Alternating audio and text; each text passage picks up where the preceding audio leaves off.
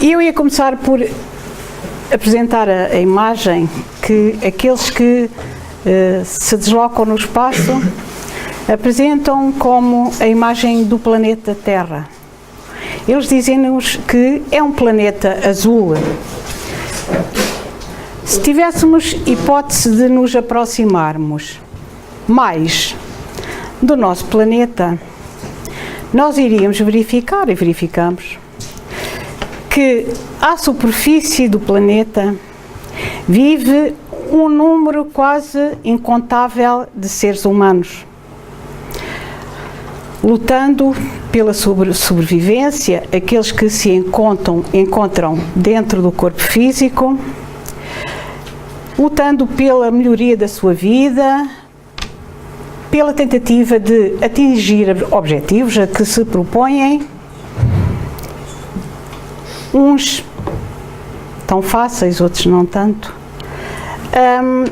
E sabemos também que ao redor da Terra e fora do corpo de carne se encontra um número que quase triplica, embora esta informação possa oscilar, em relação ao número daqueles que se encontram no corpo de carne, dizia que há um número muito maior daqueles que esperam entrar na vida física, isto é, ser-lhes concedido um corpo físico para poderem, no planeta, avançarem com a sua evolução. Então, dentro deste contexto, poderemos perguntar-nos se todo este cenário de gente tão diversa estará absolutamente ao acaso. Se navegamos em ondas que não conhecemos, sem algo que nos dirija, que nos oriente, enfim, será que vivemos sem rumo? Que não há nada nem ninguém que oriente os destinos do planeta e dos outros que o acompanham num universo sem fim? Quando, em 18 de abril de 1857, em Paris, é lançado o Livro dos Espíritos, ele contém na sua questão 625 a seguinte pergunta: qual o tipo mais perfeito que Deus ofereceu ao homem para lhe servir de modelo e guia?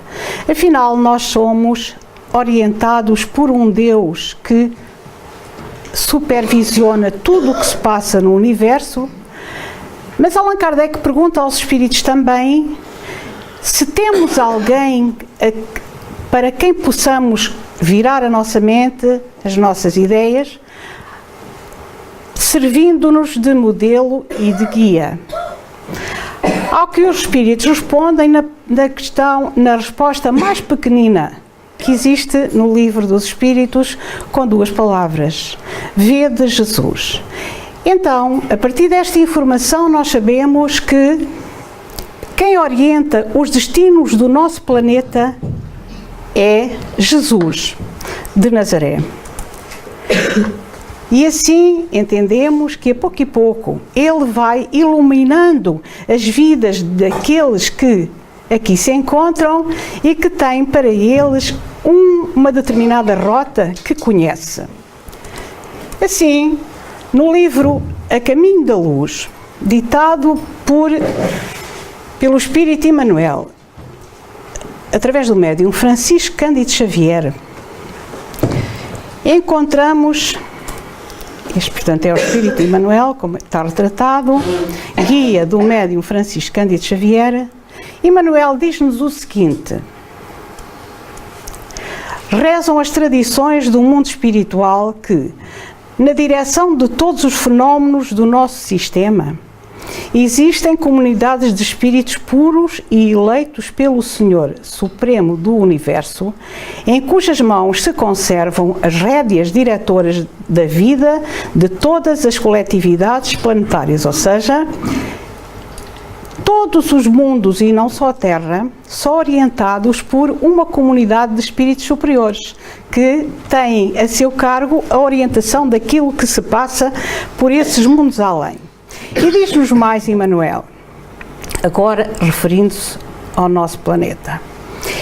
Essa comunidade de seres evangélicos e perfeitos, da qual Jesus é um dos membros divinos, ao que nos foi dado saber, apenas já se reuniu nas proximidades da Terra para a solução de problemas decisivos da organização e direção do nosso planeta por 2 vezes, no curso dos milénios conhecidos. Então Emmanuel informa-nos que só por 2 vezes essa comunidade imensa de espíritos superiores se aproximou do planeta Terra com determinada finalidade. Isto é, vieram trabalhar para aqui. A primeira verificou-se quando o orbe terrestre se desprendia da nebulosa solar a fim de que se lançassem no tempo e no espaço as balizas do nosso sistema cosmogónico e os pródomos da vida na matéria em ignição do planeta. Portanto, isto refere-se à altura em que o planeta Terra é lançado no universo ainda em ignição, como diz aqui. Quanto à segunda vez, foi quando se decidia a vinda do Senhor à face da Terra, trazendo à família humana a lição imortal do seu Evangelho de amor e redenção. Daqui concluímos que foi na altura em que se decidiu que Jesus havia de vir à Terra que essa comunidade de espíritos se juntou então para tomar essa decisão. A decisão estava na altura de escolher um deles para vir encarnar na Terra, isto é, receber um corpo físico para aqui deixar uma mensagem de esperança, de orientação e de conforto. Assim, surge o presépio, surge o nascimento de Jesus na Terra e o modo como nós, à nossa maneira, o tornamos um símbolo para o nosso planeta. Então, esta é a quadra que atravessamos e que de algum modo absolutamente se encaixa dentro da obra que Emmanuel nos deixa. A vinda de Jesus à Terra, apesar da sua simplicidade, e vamos vir a seguir, e de toda a controvérsia que trouxe à sua volta, foi tão importante, apesar da simplicidade do modo como ele se apresentou no planeta, que a contagem do tempo neste nosso mundo se faz a partir do dia em que ele vem ao mundo. Para trás, todo o tempo é contado como o de antes de Cristo. Para a frente, é que o tempo passa a ser contado como depois de Cristo. Então, aprofundando mais um pouco, sabemos que Jesus nasceu na Palestina. Que a Palestina... O rotativo. Sim, senhora. Que a Palestina, à época de Jesus, estava debaixo do domínio romano. Era aquilo que se chamava o Império Romano e que abrangia, portanto, também os territórios da Palestina, também chamados da Ásia Menor. Emmanuel, continuando, diz-nos no início do livro A Caminho da Luz, falando através de Francisco Cândido Xavier, no seu centrozinho espírita em Pedro Leopoldo, às pessoas que o frequentavam, portanto, e através da escrita. E escreve Emmanuel: algum dia, se Deus me permitir, falar-vos-ei do orgulhoso patrício Públio Lentulus, a fim de algo aprenderdes nas dolorosas experiências de uma alma indiferente e ingrata. Então apresenta-se aqui Emmanuel, apresenta-nos o Públio Lentulus, um patrício muito importante, dizendo-nos que, com aquilo que ele nos irá contar, nós veremos como é que ele foi aprendendo ao longo da vida através de experiências por ser uma alma indiferente e ingrata. É muito interessante nesta obra verificar que Emmanuel dá a ideia que tem necessidade de contar a vida dele quando era Públio Lentulus, numa vida anterior, para de algum modo fazer perceber que não é fácil a evolução humana e que a fragilidade é comum a todos os seres. Passando por diversas vidas e retratando-se em várias obras, daquelas a que nós chamamos a série Romance de Emmanuel, e sendo ele o espírito que mais obras ditou, através do médium Francisco Cândido Xavier, ele tem desejo de se mostrar nas suas diferentes encarnações. Ele foi, por exemplo, o nosso padre Manuel da Nóbrega, portanto, tem dentro das suas vidas uma costelinha portuguesa. Bom, então, e porquê que ele diz se houver tempo? Porque havia outras obras a ditar, havia outros trabalhos a fazer. Chico Xavier tinha também o seu trabalho e nem sempre haveria disponibilidade para se dedicar à escrita ditada pelo seu guia. Tinha que haver um espacinho, não é? Esperemos, diz Emmanuel, que o tempo e a permissão, esperemos o tempo e a permissão de Jesus. Esta mensagem foi ditada em 7 de setembro de 1938 em Pedro Leopoldo.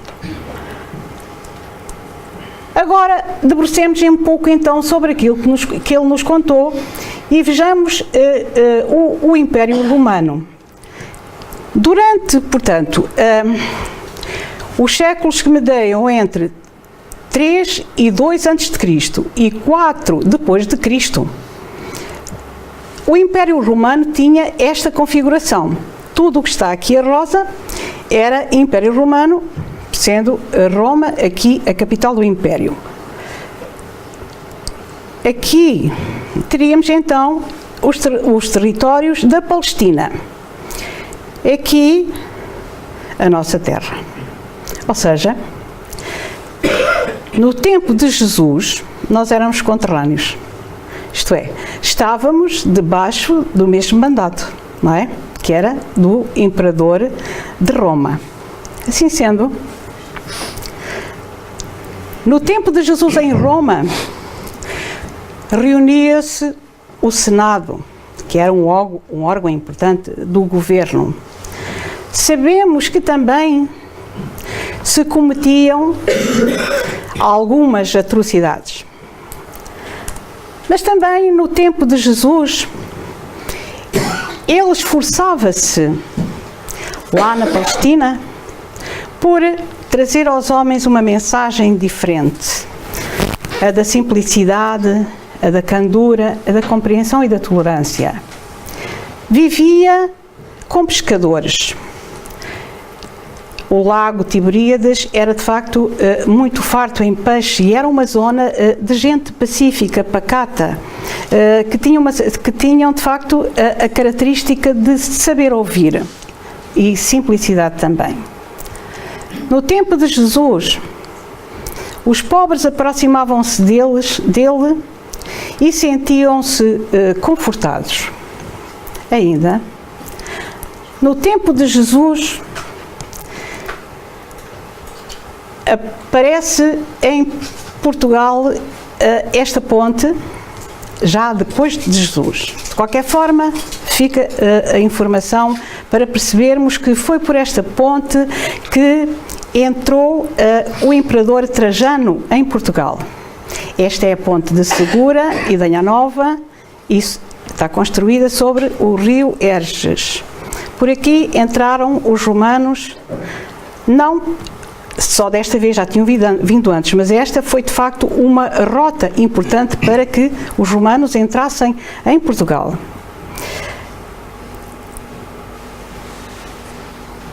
Deste lado aqui é a Espanha, cá deste aqui, Portugal. Então, esta ponte tem uma lápide enorme que assinala de facto a entrada dos exércitos romanos na nossa terra. No tempo dos romanos, aqui na nossa península, construíam-se fontes romanas que são muito comuns na nossa terra. Calcorreávamos os mesmos caminhos pedregosos, as chamadas vias romanas, que também são muito comuns, pelo menos na Beira Baixa conheço muitas. E usávamos a mesma moeda, ou seja, quando Jesus dizia dai a César o que é de César, também nos competia de alguma forma a nós este tributo. Então, deslocamos novamente a Pedro Leopoldo para entendermos melhor aquilo que Emanuel tem para nos dizer e, através do médium Francisco Cândido Xavier, vamos continuar a aprofundar dentro daquilo que Emanuel nos diz acerca da vida, da sua vida quando senador em Roma. A obra, há 2000 anos, foi escrita em muito pouco tempo, como vem aqui, entre outubro de um ano e fevereiro do ano seguinte, o que é notável. E Emanuel conta então a sua vida. Ele vai nos contar que foi um senador romano e que a sua vida foi muito difícil nessa altura, aproveitando pouco as oportunidades que Deus lhe dava, como vamos ver. Dentro do cenário da obra, encontramos o senador Públio Lentulus, portanto um daqueles que vestia do branco, tinha aquela toga com uma faixa e que era dos grandes do governo romano, a sua esposa Lívia, Flávia, a filhita e uma das empregadas deles. Portanto, ronda à volta destas 4 pessoas a história que vamos contar. Viviam então em Roma, onde pertenciam à alta burguesia romana. Tinham a filha pequenita, uma vida que poderia ser simpática, tinham muitos amigos. Era uma vida fácil, tinham muitos servos, mas eles tiveram que deitar, ele e a esposa, deitar para trás todo o conforto de Roma, porque na sua vida havia algo que não estava assim tão linear, tão bem. E Públio Lentulus conta que se sentia triste, amargurado, sem vontade de viver. Tinha um amigo com quem ele desabafava e que lhe diz exatamente qual é o problema que se passava com ele. É que nem todas as crianças eram tão lindas como aquelas que aquelas damas passeavam ali naquele slide atrás. Eles tinham uma menina muito doente, que era a pequena Flávia. Ela estava tão doente que tinha uma doença incurável. E Públio, que era senador romano, vivia amargurado com esta situação. Tinha um amigo a quem confidenciava as suas preocupações, mas teve também um sonho, que um dia ele, de algum modo, desabafa com um amigo. Ele conta-lhe que nesse sonho se viu numa época mais atrasada, mais para trás, na vida romana, em que as atrocidades cometidas eram muito mais intensas, a subjugação muito maior, a diferença entre classes bastante acentuada, e ele vê-se como o bisavô que ele teve na altura e que viveu dentro desse encaixe político da sociedade romana. E via-se como alguém que tinha cometido muitas atrocidades e que de algum modo se revia até no mal que fazia aos outros. O amigo disse: olha, tu estás cansado, isso não passou de um sonho. Então ele disse-lhe: não, mas eu vou-te levar até à casa do meu bisavô. Foram lá e, de facto, ele via-se a revoltar os mesmos papéis, os mesmos papiros que o avô lá tinha, e as gravuras que havia do avô e os bustos tinham exatamente as mesmas feições de Públio Lentulus. E o outro dizia-lhe: então, e daí? É que eu acho que na tua casa conheci um servo grego, liberto, como ele dizia. E ele disse-me que na Índia as pessoas têm a ideia de que nós já tivemos muitas vidas, que as vidas são uma sequência, que não há muitos deuses como nós acreditamos, só há um Deus. Será que eu sou a reencarnação deste meu avô? Oh, por amor de Deus, não te ponhas com essas coisas, porque a nossa maneira de viver, a nossa religião é diferente. Mas ele sentia essa amargura, tanto mais que até as feições eram iguais às daquele avô, que na opinião dele tinha sido de facto uma pessoa com uma vida, digamos que triste, pronto. E então, ao ver a criança doente, esse amigo, vendo-o triste, amargurado e com 1001 ideias na cabeça, resolve dizer: olha, porque é que tu não vais até à Palestina com a tua gente? Passar uns tempos vai-te fazer bem. O clima lá é muito ameno. E fazendo uma viagem saías deste ambiente, ias descansar e quem sabe a tua menina não se iria curar, não se iria dar melhor. Eu arranjo processo de tu ires até lá por uma temporada. E foi o que aconteceu. Ele vai até à Palestina com a família.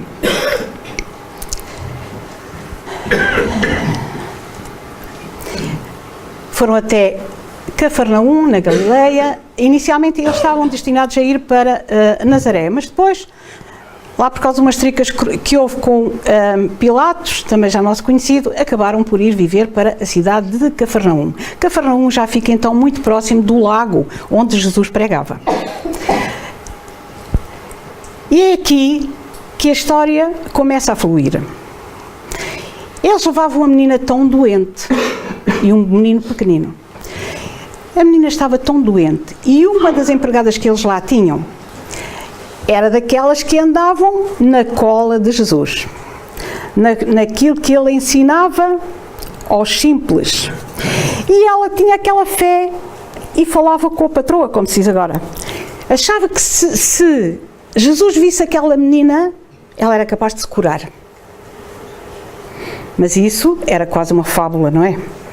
E a senhora Patrícia Romana, ela ouvia com atenção a empregada e atenta e queria saber, isto é, ela não se punha no pedestal das romanas, era igual a toda a gente, à sua empregada Ana, que era dali da zona. Ela dizia-lhe então que Jesus ensinava coisas lindas, pacíficas e que também era muito amigo das crianças. E Lívia ouvia. E a menina dela estava tão doente. Mas havia uma diferença tão grande de sociedades entre os simples e a sociedade romana. Então, mas não era só a mãe que ouvia, a menina também ouvia, não é? E um dia o pai entra no quarto da filha, relata novamente Emanuel, porque é o próprio Emanuel que se retrata a ele próprio, ok? E ao entrar no quarto da filha, brinca com as suas mãozinhas, terei este texto diretamente do livro, mirradas e feridas, fazendo-lhe festas, com o coração tocado de infinita amargura, porque o pai via-se. Filhinha, que queres para dormir melhor? Perguntou com a voz estrangulada, arrancando lágrimas dos olhos de Lívia. Comprar-te-ei muitos brinquedos e muitas novidades. Diz ao pai o que desejas. Buscarei tudo o que quiseres.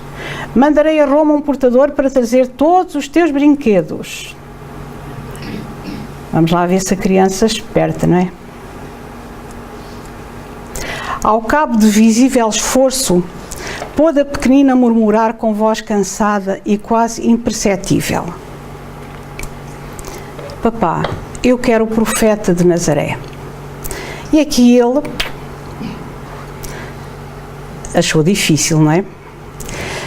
Então, afasta-se com a esposa e vão para o jardim mais recatado da casa e conversam.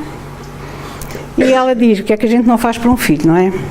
E ela diz-lhe: considero que devias atenuar um pouco os rigores da posição em que o destino nos colocou, procurando esse homem generoso para benefício da nossa filha. Ela já fazia tudo, desde que fosse para bem da sua menina. Pois bem, Lívia, diz ele, acederei aos teus desejos, mas só a angústia que nos vai na alma me faz transigir, de maneira tão rude, com os meus princípios. Isto não podia ser, era demais. Dizer, uma pessoa naquela posição ir à procura de um homem que andava lá à beira do lago não conjugava muito bem, não é? Mas pronto, apesar de tudo, ele disse que sim, que ia lá. Ia tentar falar com os dois, mas ele arranja aqui uma cena espetacular. Querem ver? Não procederei, todavia, conforme sugeres. Irei sozinha à cidade, como se me encontrasse em hora de simples entretenimento, passando pelo trecho do caminho que nos conduz às margens do lago. Ele assim não faz de conta, não é? Sem chegar ao cúmulo de abordar pessoalmente o profeta, porque quiser demais, não é? De modo a não descer da minha dignidade social e política, e no caso de sobrevir a alguma circunstância favorável, far-lhe-ei sentir o prazer que nos causaria a sua visita, com o fim de reanimar a nossa doentinha. Olha, isto aqui é super interessante, não é a revista, mas pronto. Porque este texto já foi escrito há muito tempo. Agora reparem, o que é que se passa no centro espírita? É igual. Parece que não passou tempo nenhum. Porque se as pessoas forem ao centro espírita sem ninguém dar conta, é excelente. É excelente. Até parece que foi por acaso que encontraram o centro. Ou se vierem à noite é melhor. Ou então quem está por dentro, às vezes telefona assim: olha, vocês fazem o atendimento às tantas horas, mas não podiam me atender ao sábado à tarde? Ou amanhã de manhã? Bom, era quando desse jeito. Mas não é quando dá jeito. É quando pode ser. Portanto, o que aqui está escrito, Emmanuel retrata-se como realmente, epá, pronto, vou desabafar convosco, mas isto é igual. Igualzinho. Mas vamos continuar. E aí vai ele. Deixou que as horas movimentadas do dia se escoassem com as claridades do poente. E quando o crepúsculo entornava as suas meias tintas na paisagem maravilhosa, saiu, assim à tardinha, né? Fingindo distração e alheamento, como se desejasse conhecer de perto a antiga fonte da cidade, motivo de atração para todos os forasteiros. Um velário imenso de sombras invadia toda a região, cheia de vitalidade e de perfumes. Onde estaria o profeta de Nazaré naquele instante? Era isso que o dominava. E mal abre os olhos, Jesus está na sua frente. E diz ele, diante dos seus olhos ansiosos, estacara a personalidade inconfundível e única. Tratava-se de um homem ainda moço, que deixava transparecer nos olhos profundamente misericordiosos uma beleza suave e indefinível. Longos e sedosos cabelos emolduravam-lhe o semblante compassivo, como se fossem fios castanhos levemente dourados por luz desconhecida. Sorriso divino, revelando ao mesmo tempo bondade imensa e singular energia, irradiava da sua melancólica e majestosa figura uma fascinação irresistível e força misteriosa e invencível fê-lo ajoelhar-se na relva lavada de luar. Então, o nosso senador encontra Jesus. E ele ficou estático. Públio Lentulus não teve dificuldade em identificar aquela criatura impressionante, mas no seu coração marulhavam ondas de sentimentos que até então lhe eram ignorados. Nem a sua apresentação a Tibério nas magnificências de Capri lhe haviam imprimido tal emotividade ao coração. Ele estava emocionadíssimo. Estão a ver? Teve a oportunidade de ver Jesus cara a cara. É claro que isto veio modificar a estrutura deste homem, não acham? Só podia. O livro só pode ter esse fim. Lágrimas ardentes rolaram-lhe dos olhos que raras vezes tinham chorado. Desejou falar, mas tinha o peito sufocado e opresso. Foi quando então, num gesto de doce e soberana bondade, o meigo Nazareno caminhou para ele, qual visão concretizada de um dos deuses das suas antigas crenças, e pousando carinhosamente a destra na sua fonte, exclamou em linguagem encantadora, que Públio entendeu perfeitamente, como se ouvisse o idioma patrício, dando-lhe a inesquecível impressão de que a palavra era de espírito para espírito, de coração para coração. Porquê é que ele fala aqui no idioma? Porque o idioma daquela zona era o aramaico, diferente daquilo que se falava em Roma. E o senador já se tinha posto a si próprio: será que quando eu o encontrar, e se eu encontrar, vou conseguir entendê-lo? E diz ele: não foi preciso. A língua nem sequer foi uma barreira, porque ele percebeu perfeitamente aquilo que Jesus lhe disse. Senador, por que é que me procuras?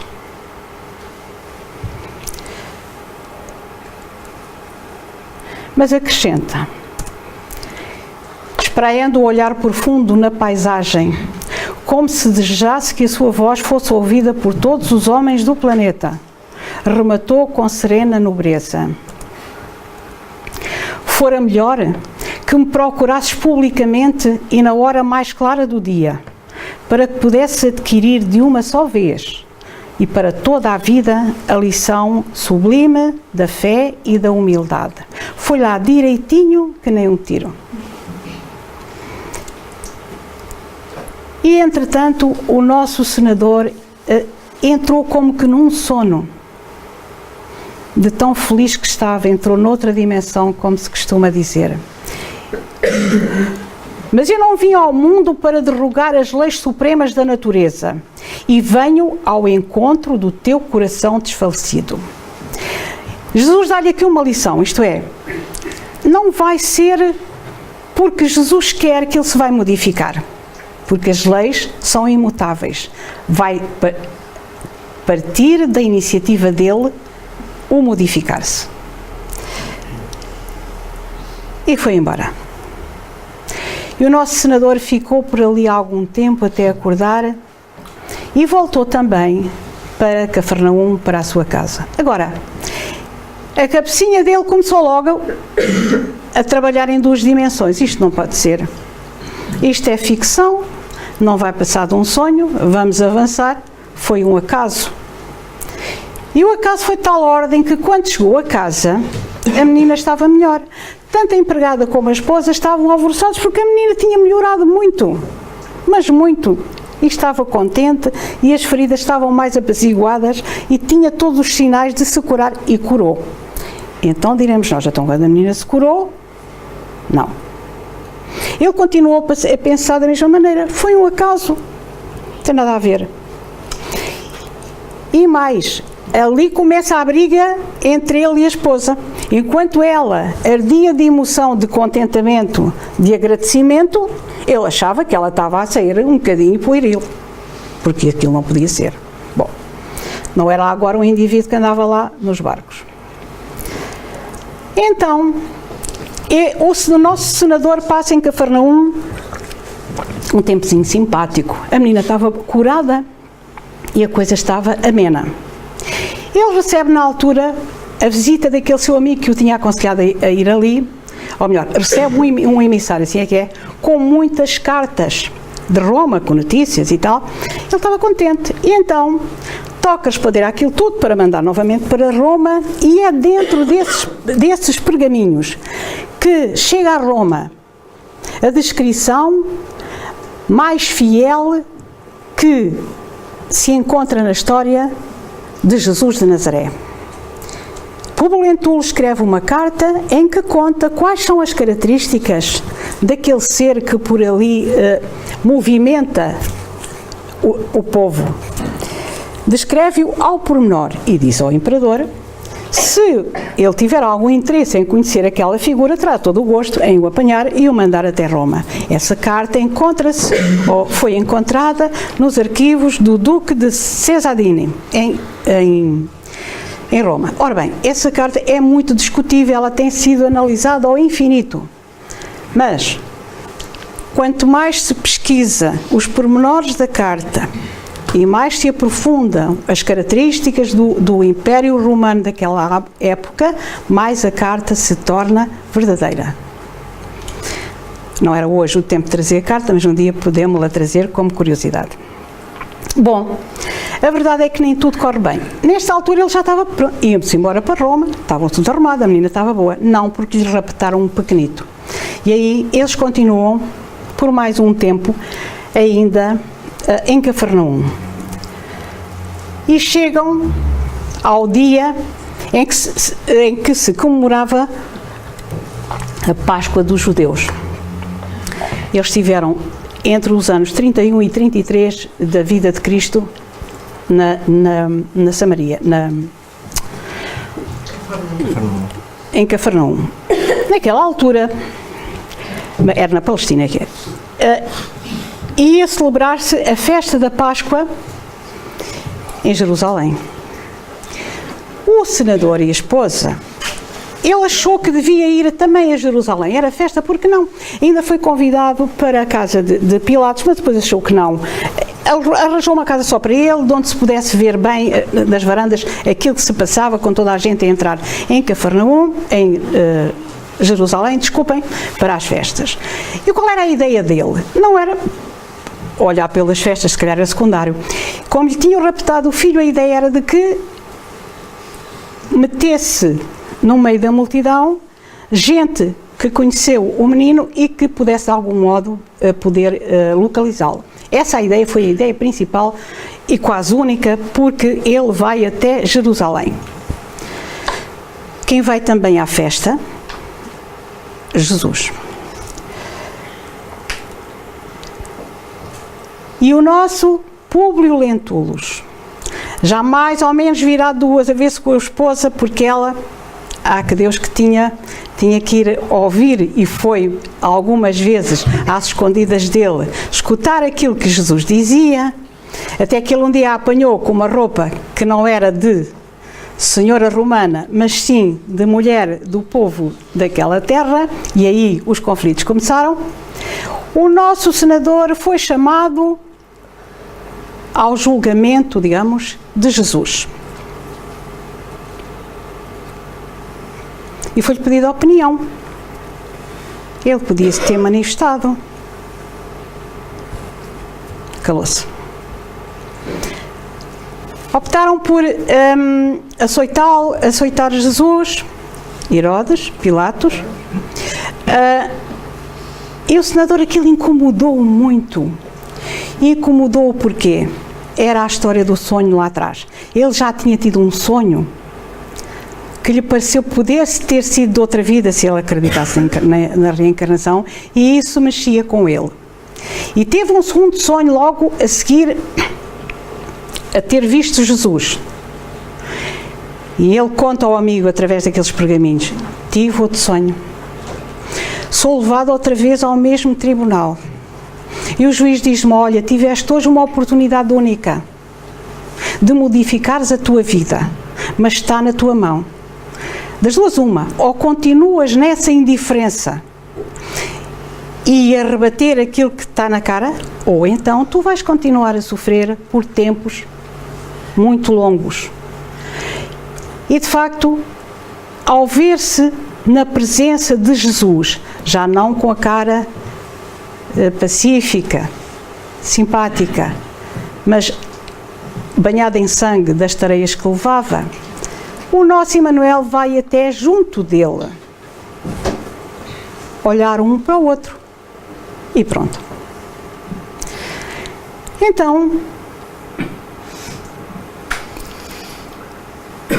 passaram 2000 anos. A vida dele, de Emanuel, continuou da mesma forma. Ele era uma figura importante do Império Romano. Aquela cena lá de Jerusalém já foi. Será que nós podemos, de alguma forma, condenar a atitude do senador Públio Lentulus, que hoje nos ensina tanta coisa linda através da mão de Chico Xavier? Ou faríamos exatamente a mesma coisa? Esta que é a questão.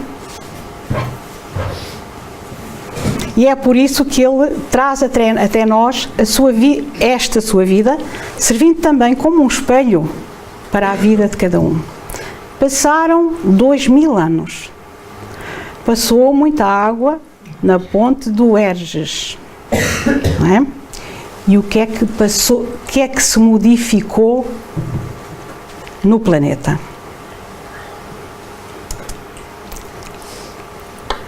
Estas imagens não são recentes, porque não se resolve assim, mas são reais. Passados 2000 anos, o que nós encontramos no nosso planeta é isto ou isto. Então, se calhar está na hora de nós nos situarmos naqueles caminhos da Galileia.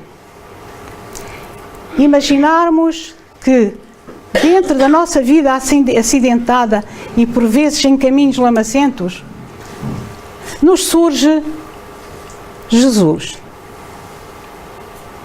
Ele pode nos fazer esta pergunta: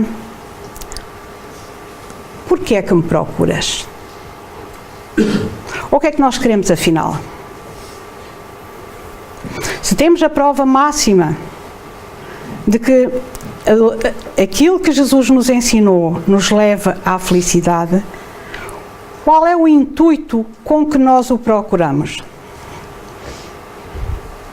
Só quando nos vemos na aflição, não é? E depois já não era. Nem faz sentido nenhum, isso deve ter sido ilusão. Esta gente anda toda aluarada. Não dá. E passam-se as coisas mais inacreditáveis no nosso dia-a-dia e nós fazemos de conta. E são os pequenos sinais que a vida nos dá para que nos modifiquemos. Agora, vamos deixar que cada um ilumine o seu caminho nesta altura em que mais uma vez nós lembramos a vinda de Jesus à Terra. O grupo de espíritos imensos que nos trazem informação sobre informação, por vezes até em forma de romance, para que nós gostemos de ler o livro. É claro que eu não trouxe o livro todo, só vocês não o liam, não é? E é para ler. Agora, também está disponível em autores espíritas clássicos, em PDF, portanto, qualquer um pode ler sem custo. Agora vamos ver. Olhem, nesta altura, é uma altura muito especial para as crianças. E muitos lhe contamos a história de Jesus, da sua vinda à Terra. E também de algumas passagens que se viveram na Palestina. E porque esta é uma época de encanto, apesar de estarmos aqui pessoas das mais diversas idades, eu devo ser mais velha que já andei a ver, eu trouxe-vos algo de diferente com que nós vamos acabar a nossa palestra e que nos vai trazer aqui um arzinho simpático em relação àquela gente que estava lá em Jerusalém e que condenaram Jesus. Aquilo era uma alegre confusão, porque era um império dos romanos, não é?